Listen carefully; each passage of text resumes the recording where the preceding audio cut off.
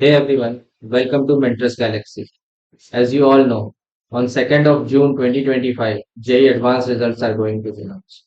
And after the results, every student would be having their ranks with them. So, having their ranks would make them think where to go, which college I'll be getting. So, what will their next step after getting the ranks? After getting the ranks, it would be the counseling. What counseling? The JOSA counseling. As everyone knows, JOSA has announced their complete schedule and procedure, that is the business rules for the complete counseling process. So, we'll be discussing today the complete process as it is a very hectic and a very important thing to do. So, let's make it simple. So after getting the ranks यानी कि आपको अगर अपना rank पता है, आपके हिसाब से जोसा में काउंसलिंग में पार्ट लेने के बाद आपके पास क्या क्या हो, आपके पास ये सब होगा। आपके पास ऑप्शंस रहेंगे कि आप आईआईटीज में एडमिशन ले सकते हैं, एनआईटीज में एडमिशन ले सकते हैं, ट्रिपल आईटीज में ले सकते हैं या जीएफटीआई यानी गवर्नमेंट फंडेड इंस्टीट्यूट। सो इसमें आपको पता है कि आपके पास 23 आईआईटीज है, 32 एनआईटीज प्लस 32 एनआईटीज यानी कि उसमें क्या होता है 31 एनआईटीज प्लस IIEST शिवपुर आता है इसमें। ठीक है, और 26 ट्रिपल आईटीज है और 40 जीएफटीआई है, जो कि ये लास्ट ईयर का डेटा है। इसमें कुछ ना कुछ कॉलेजेस जैसे कि जीएफटीआई बढ़ी है और हर साल कुछ ना कुछ सीट्स हर कॉलेज में बढ़ती है, तो यानी कि जो ये 59K के ऑलमोस्ट में जो एक नंबर है ये थोड़ा इंक्रीज होगा। तो ये कितना इंक्रीज होके जाएगा वो एग्जैक्ट सीट मैट्रिक्स जोसा बहुत जल्द अनाउंस करेगा, वो आपको जोसा के वेबसाइट पे मिल जाए। तो इस अभी हम लोग देखते हैं कि इस बेसिस पे हमें क्या क्या मिल सकते हैं और क्या कंप्लीट प्रोसीजर है, उसको थोड़ा डिस्कस कर लेते हैं। तो हम नेक्स्ट देखें तो नेक्स्ट हमारे पास आ जाता है पूरा कंप्लीट प्रोसीजर। प्रोसीजर में कहा है कहाँ से आप स्टार्ट करेंगे, तो हम सबसे पहले करेंगे क्या, जोसा की वेबसाइट पे जाके उसकी काउंसलिंग के लिए रजिस्टर करेंगे। और एक मैं बहुत इंपॉर्टेंट चीज सबको बता दूं, अगर आप जेई में क्वालिफाई किए हैं तो अच्छी बात है, नहीं किए हैं तो भी कोई बात नहीं, ये काउंसलिंग सबको अटेंड करना है। सबको क्यों अटेंड करना है कि कभी कभी क्या होता है ना कि आपका क्वालिफाई तो नहीं किया बट आपके रैंक पे कोई ना कोई कॉलेज आपको अलॉट हो जाता है, तो ये बहुत इंपॉर्टेंट चीज है। तो इस ये कंफ्यूजन से दूर रहे कि हम क्वालिफाई नहीं किए हैं तो हमको कोई कॉलेज नहीं मिलेगा, ऐसा नहीं है। तो हम देखते हैं कि तो ये जो क्या है ना जोसा काउंसलिंग ये फ्री ऑफ कॉस्ट स्टार्ट होता है आपका। आपको एक बार आपका कॉलेज मिल जाएगा उसके बाद आपको उसका फी पेमेंट करना होता है, तो इसके लिए जरूर से जरूर रजिस्टर करें। तो जैसा हम जानते हैं सबसे पहले हम जोसा के वेबसाइट पे जाके रजिस्ट्रेशन करेंगे। नेक्स्ट हम क्या करेंगे, चॉइस फिल करेंगे। क्या चॉइस फिल करेंगे, चॉइस फिलिंग होता है कॉलेजेस का कि आपको क्या क्या चाहिए, उसका एक पूरा का पूरा आपके पास वो रहता है, एक सेक्शन रहता है जहां आप अपने हिसाब से अपने कॉलेजेस की चॉइस फिल कर रहे हो। ठीक है, उसके बाद क्या होगा, एक बार आपने अगर चॉइस फिल कर दी, जो कि आपका जो डेट है वो 3 जून से 12 जून तक का आपको टाइम दिया हुआ है। इसके बीच आपको अपनी चॉइसेस फिल कर लेनी है और चॉइस को लॉक कर देना है। तो जैसे कि आपने चॉइस फिल की, उसके बाद क्या होगा आपके पास मॉक रिजल्ट्स आते हैं, यानी कि मॉक सीट अलॉटमेंट होता है। ये दो होता है बेसिकली, एक मॉक सीट अलॉटमेंट होगा आपका 9th को, दूसरा होगा 12th को। आगे हम बहुत डिटेल में देखेंगे कि क्या टाइम पे क्या होने वाला है, वो एक टाइमलाइन आपके लिए मैंने बना के रखी है। तो इसके बाद क्या होगा, आपको सीट्स लॉक करने हैं, अपनी जो चॉइसेस जो है वो लॉक करके रखें, क्योंकि एक बार लॉक किए उसके बाद आप उसको चेंज नहीं कर सकते। तो ये बहुत ध्यान से, यानी कि ये एक तो सबसे इंपॉर्टेंट स्टेप हो गया आपका चॉइस फिलिंग, और उसी के साथ बहुत इंपॉर्टेंट हो गया कि लॉक करना। लॉक करना कब लॉक करना है वो बहुत इंपॉर्टेंट है, जल्दबाजी में नहीं। फर्स्ट कम फर्स्ट सर्विस नहीं है कि हम यार जल्दी लॉक कर दिए तो हमको जल्दी कॉलेज मिल जाएगा, ऐसा कुछ नहीं है। सब कुछ एक टाइम पे डिसाइड होने वाला है। तो जो आपको टाइम मिला है उस पर बहुत ध्यान से हम लोग को वो देख। उसके बाद क्या होगा, एक बार आपने सीट अलॉट मतलब इस एक बार आपने चॉइसेस लॉक कर दी, उसके बाद आपके पास आ जाएगा सीट अलॉटमेंट। यानी कि जो कंप्लीट जो राउंड्स आपके डिसाइडेड हैं, यानी कि 5 to 6 राउंड्स जो होने वाले हैं, उसमें आपको बेसिस पे आपको एक सीट अलॉट होगा एक कॉलेज में। वो कॉलेज का सीट अलॉट होने के बाद हमारे लिए क्या आ जाएगा, हमारे पास तीन ऑप्शंस रहेंगे, या तो उस सीट को फ्रीज करें, क्लोज करें, या स्लाइड करें। इसको हम बहुत ध्यान से समझेंगे आगे, क्योंकि ये बहुत इंपॉर्टेंट है। उसके बाद एक बार सीट आपको अलॉट हो गई, आपने फ्रीज फ्लोट स्लाइड कर लिया, उसके बाद आपको डॉक्यूमेंट वेरिफिकेशन के लिए आपको डॉक्यूमेंट्स अपलोड करने होंगे। एक बार डॉक्यूमेंट्स वेरीफाई हो गए, उसके बाद आपको एक अमाउंट यानी कि सीट एक्सेप्टेंस फी आपको पे करनी होती है, वो पे करेंगे। उसके बाद आपके पास एक वेरिफिकेशन लेटर आ जाएगा डॉक्यूमेंट वेरीफाई होने के बाद, कि आपके सब कुछ वेरीफाई है और आप एडमिशन लेने के लिए एलिजिबल है। तो ये आप डाउनलोड कर लेंगे, और उसके जो नेक्स्ट स्टेप जो होगा वो फाइनल हो जाएगा आपका, कि आप अपने अलॉटेड इंस्टीट्यूट में जाके रिपोर्ट करेंगे। इसके बीच एक आता है कि इसके बीच आपको एक पार्शियल फी पेमेंट भी करना पड़ता है, तो वो भी एक अमाउंट रहता है, जो कि आगे आप हम लोग समझेंगे कि उसको कितना करना है। ठीक है, वो हम आगे चल के देख। तो हमारा टाइमलाइन के हिसाब से हमें क्या है, जैसे 17 तारीख को आपको जेई मेंस का रिजल्ट आया, 2 जून को आपके पास जेई एडवांस का रिजल्ट आ जाएगा, उसी के साथ आपको सारा का सारा रैंक्स आपको मिल चुका होगा। उसके बाद 3 जून को आपका रजिस्ट्रेशन स्टार्ट हो जाएगा जो सब। तो ये जाके हम लोग को रजिस्टर कर लेना है 3 जून को ही। 3 जून को हम लोग रजिस्टर कर लेंगे। और एक प्री फी पेमेंट का कुछ होता है। प्री फी पेमेंट होता है कि जैसे सीट एक्सेप्टेंस फी आपको पे करनी है, वो आप पहले ही पे करके रख सकते हैं, तो वो मैंडेटरी नहीं है, तो वो जरूरी नहीं है, उसको छोड़ दें हम। तो आप लोगों को सबसे पहले जाके 3 जून को रजिस्टर कर लेना है। आप रजिस्टर कैसे करेंगे, जेई मेंस के आपका क्रेडेंशियल्स जो होगा उससे आप रजिस्टर कर रहे होंगे, तो उससे हम रजिस्टर करेंगे। उसके बाद 9 जून को, जैसा कि मैंने बताया था, आपको एक मॉक सीट अलॉटमेंट होगा। मॉक सीट अलॉटमेंट क्या होगा, जैसे आपने जो 8 जून तक जो भी आपने चॉइस फिल किए होंगे, उसके बेसिस पे आपको एक सीट अलॉट होगी। उससे आपको एक फेयर आइडिया मिल जाएगा कि आपको कौन सा कॉलेज मिल सकता है इस बेसिस पे। तो उस हिसाब से आप थोड़ा बहुत ऊपर नीचे अपना चॉइसेस को करेंगे, और उसके बाद फिर देखेंगे। उसके बाद 11 को दूसरा सीट अलॉटमेंट होगा, जो क्या होगा, 10 जून को जो आपका लास्ट जो आपका चॉइसेस आपका है, उसके बेसिस पे हो।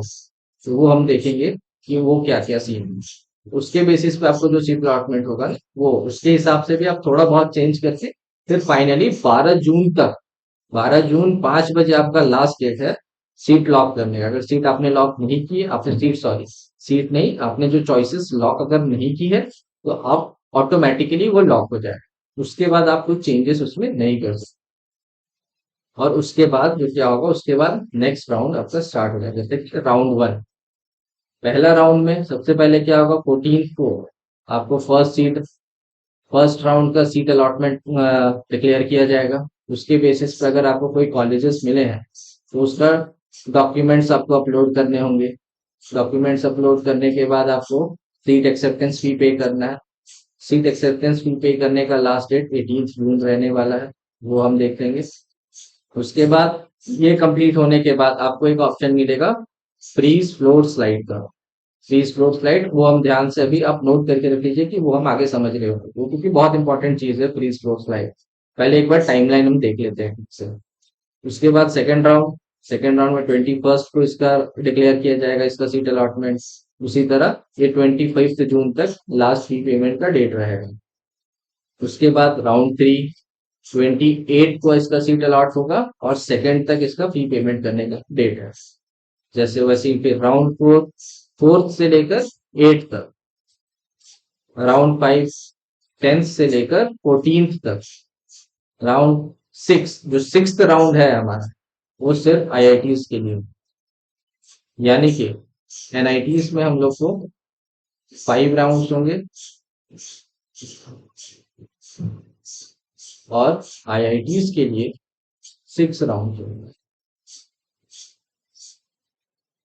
ये सीन है। तो जो 6th राउंड होगा वो सिर्फ आईआईटीज के लिए है। तो आईआईटीज के लिए हमारा 16 जुलाई को हमारा फाइनल राउंड का रिजल्ट आएंगे और 21 जुलाई तक हमें फी पेमेंट कर देना। ये हो गया, ये आपका पूरा का पूरा टाइमलाइन है। इसके बाद से आपका कॉलेज टू कॉलेज डिफर करेगा कि कब आपको फिजिकली रिपोर्ट करना है आपके अलॉटेड इंस्टीट्यूट में। वो हम आपको कॉलेज की वेबसाइट पे आपको मिल जाएगा। वो टाइम के साथ आपका कॉलेज ही रिलीज करता है, वो जोसा वो नहीं रिलीज करना होता है। तो अब हमारा कुछ टर्म्स था जो हमें समझने थे, जैसे कि चॉइस लॉकिंग, लॉक कब करना है, कैसे करना। चॉइस लॉकिंग में हम ध्यान देंगे कि जैसे कि आपको जैसे मैंने बताया था कि candidates must lock their choices on और before the last date of choice filling, क्योंकि उसके बाद ये ऑटोमेटिकली लॉक हो जाएगा। तो ये ध्यान रखना है। जो जैसे यहाँ देखिए लिखा हुआ भी है कि जो कैंडिडेट्स लॉक नहीं करेंगे, जो लास्ट सेव्ड रहेगा वो ऑटोमेटिकली लॉक हो जाना है। डेडलाइन जैसे ही रीच करेगा वो ऑटोमेटिकली लॉक हो जाएगा। तो और जो पहले लॉक कर दिए हैं और वो चेंज करना चाहते हैं, उनके लिए एक थोड़ा सा टेडियस प्रोसेस रहने वाला है कि आपको जोसा के पोर्टल पे जाके आपको रिक्वेस्ट करना होगा कि हमें वापस से अनलॉक कर दिया जाए। तो वो प्रोसेस पे जाना ही नहीं है। तो आप कोशिश कीजिए कि आप जल्दी लॉक ना करें, जल्दबाजी में ना लॉक करें। उसका टाइम लीजिए, प्रॉपर एक स्टडी कीजिए कि चॉइस लॉकिंग क्या, चॉइसेस मेरा क्या होना चाहिए, कौन सा ऊपर कौन सा नीचे, उस हिसाब से ही कीजिएगा ध्यान से। तो ये ध्यान में रखने वाली बात। उसके बाद उसके बाद हमारे पास 3 टर्म थे, फ्रीज, फ्लोट और स्लाइड। ये बहुत इंपॉर्टेंट। फ्रीज फ्लोट स्लाइड क्या सीन है कि मान लीजिए आपको एक कॉलेज मिला है, राउंड 1 हम लोग काउंट करते हैं। ये राउंड 1 के बाद एक कॉलेज मिला मुझे जो कि है आईआईटी, लेट्स सपोज कानपुर। और इसमें क्या मिल रहा है, केमिकल, ये मिल रहा है। या इन सेंस हम चलते हैं कि हम मान ही लेते हैं कि हमें वो सीएस ब्रांच, आईआईटी कानपुर में हमें सीएस मिल गया। तो इसमें क्या सीन है कि आप बोलेंगे कि यार ये बेस्ट है मेरे लिए, इससे ना ऊपर हमको जाना है, इससे ना नीचे हमको देखना है। तो नीचे तो आप जा ही नहीं सकते, नीचे का तो कोई ऑप्शन ही नहीं है इसमें। तो इससे ऊपर नहीं जाना है, मेरे लिए ये परफेक्ट है। उनको आईआईटी कानपुर में सीएस ब्रांच मिल गया। या फिर जैसे किसी बच्चे का रैंक मान लीजिए 5 ही है, 5 है, उसको आईआईटी बॉम्बे में सीएस मिल गया, तो वो क्या करेगा, वो फ्रीज कर देगा। जैसा कि फ्रीज क्या होता है ना, कि फ्रीज करने के बाद आप जो नेक्स्ट चॉइसेस आपके होने वाले हैं जो ऊपर है, उसके लिए आप एक्सप्लोर उसको नहीं कर सकते, यानी कि आपका काउंसलिंग वहीं पे खत्म हो गया। आप उसके आगे काउंसलिंग में नहीं पार्ट है, आपको सीट अलॉट हो गया है। अब आपको फी पेमेंट करना है और वेट करना है कि आपको बाकी पार्शियली फी करके कब फिजिकली रिपोर्ट करना है कॉलेज में, आप काउंसलिंग के और पार्ट नहीं रह जाएंगे। तो फ्रीज जो है ना, फ्रीज बहुत बहुत बहुत इंपॉर्टेंट टर्म है, क्योंकि ये जो है ना ये पूरा काउंसलिंग रोक सकता है आपका। ये ध्यान देने वाली बात है। तो फ्रीज हम तभी यूज करेंगे अनलेस एंड अनटिल आपको फर्स्ट चॉइस आपका नहीं मिला है। तो ध्यान से। तो नेक्स्ट क्या हो जाता है, नेक्स्ट हमारे पास फ्लोट रहता है। फ्लोट क्या है, जैसे कि मान लीजिए हम लोग करते हैं IIT Bombay, CS, IIT Delhi, CS में हम लोग देखते हैं अभी आईआईटी कानपुर, सीएस और आईआईटी मद्रास। ये किसी का चॉइस, ये चॉइस मेरा रखा हुआ है 1 2 3 4, ये मेरा चॉइस फिलिंग में रहा है। ये ऑर्डर सबसे ऊपर है IIT Bombay CS branch, IIT Delhi, IIT Kanpur, IIT Madras. तो किसी बच्चे को राउंड फर्स्ट में आईआईटी कानपुर में सीएस मिल जाता है, तो अगर वो फ्रीज यहाँ कर देता है तो ये जो ऊपर के ऑप्शंस है उसके लिए ये खत्म हो जाएंगे, और नीचे के तो ऐसे भी खत्म हो जाते हैं। जो इससे आप नीचे नहीं जा सकते नेक्स्ट राउंड्स में, सब्सिक्वेंट राउंड्स में आप इसके ऊपर का चॉइस ही आपको मिले, इसके नीचे का आपका वहीं पे खत्म हो जाता है इसी। तो ये ऑप्शंस अगर फ्रीज करते हैं तो आपका ये फिक्स हो जाएगा और ऑप्शन सारे आपके खत्म हो जाएंगे। और हम अगर इसी में फ्लोट करते हैं, आपके पास एक और ऑप्शन रहेगा फ्लोट का। वही सीन है, अगर आईआईटी कानपुर सीएस मिला है और आपने ऑप्शन चूज किया फ्लोट, तो आपका क्या रहेगा ना, नीचे वाला सीन तो खत्म हो ही गया, नीचे तो आप किसी हाल में नहीं जा सकते, ऊपर के आपके पास चॉइसेस रह जाएंगे। तो आपके पास क्या हो गया ना कि आपको आईआईटी कानपुर तो अलॉट हो ही गया है, तो वो आपके पास रह गया। और अब जो सब्सिक्वेंट राउंड होंगे जोसा के, उसमें आपको कोई फर्दर ऊपर का कॉलेज मिल सकता है। जैसे कि आपको राउंड 3 हुआ, तो राउंड 3 में आपको दिल्ली मिल गया, तो अब नेक्स्ट जो होगा वो आपका अलॉटेड सीट होगा वो आईआईटी दिल्ली में होगा, आईआईटी कानपुर चला जाएगा। फिर सब्सिक्वेंट राउंड हुआ, फिर नेक्स्ट राउंड आया, तो किसी ना किसी हो सकता है लास्ट राउंड तक जाते जाते आपको आईआईटी बॉम्बे मिल जाए। तो ये सीन रहता है फ्लोट में, तो ये ध्यान देना है हम लोग। ये फ्लोट ऑप्शन क्या करता है कि आपको जो अभी अलॉटेड है उसके ऊपर का सारा आपके पास चॉइसेस ओपन रहता है, कि जो सा आपको ऊपर का कोई अलॉट कर सकता है आपके रैंक के अकॉर्डिंग। तो ये हमें ध्यान देना है, फ्लोट में ये फायदा है। और फ्रीज में क्या होता है, फ्रीज वहीं अटक जाता है कि ये मिल गया तो ये हो गया आपका खत्म, यहाँ पे काउंसलिंग आप जाइए कॉलेज में। तो इसके बाद हमारे पास एक और टर्म था स्लाइड। स्लाइड बेसिकली क्या है, जैसे कि आपको कॉलेज मिला है, आप एक कॉलेज है, आपको वो कॉलेज पसंद है, जैसे आईआईटी कानपुर आपको मिला, आपको आईआईटी कानपुर में केमिकल मिला, आपको कॉलेज तो वही जाना था कि आपका ड्रीम कॉलेज है कि हमको आईआईटी कानपुर ही जाना है भैया, ना हमको आईआईटी दिल्ली का मोह है ना आईआईटी बॉम्बे का। हम मेरे लिए मेरा चॉइस था कि मैं कानपुर का लोकल, मान लीजिए तो मैं कानपुर का लोकल हूँ, हमको भैया घर के बगल में कॉलेज मिल रहा है आईआईटी कानपुर, द बेस्ट है मेरे लिए, इससे हमको ऊपर नहीं जाना है, इससे ना नीचे हमको देखना है। तो हमको आईआईटी कानपुर ही चाहिए था, आपको राउंड फर्स्ट में ही आपको आईआईटी कानपुर मिल जाता, आईआईटी कानपुर में